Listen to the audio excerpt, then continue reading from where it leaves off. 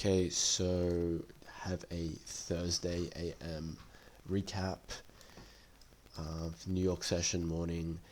Went in expecting the draw to initially be higher, but I did have the idea that we could get some sort of Judas swing to open up session. Price was coming up into a premium. It was looked like this could be a good area for some sort of rejection. We had fair value below, we had the equilibrium, the range, and then plus the midnight open was below. So initially at the open, I was expecting price to be more bullish and to run up into London highs that we had sitting up here. London highs and yesterday's session, or the data wick high from Nvidia's data, to open up the session. I didn't see any kind of trade that you could have taken. Maybe you could have forced the 15-second CISD setup here on market open, something like that, but I didn't quite see this.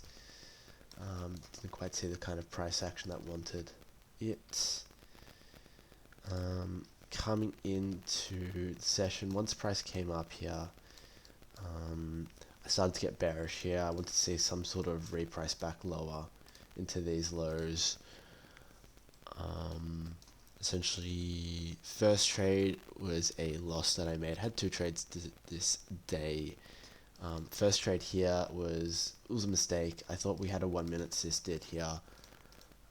On the 1 minute, I took an entry short here when essentially I got I was a bit too impatient on the entry. Kind of forced it out a bit too much. Put a stop up to here, and I was targeting these lows, the equilibrium of this fair value gap here on the 1 minute. Essentially got caught out there, got stopped out, which is a bit frustrating, but I didn't let it get to my head. I knew I made a mistake, but I knew that we had good possibility for some sort of fall in price down here, so I waited for another setup. Once I saw price make another low, you truly formed another CISD here, and I went onto the 30-second chart for some sort of retest lower, and price gave it here. So essentially I took this little short here. I wanted to make my risk as small as possible. I took an entry here.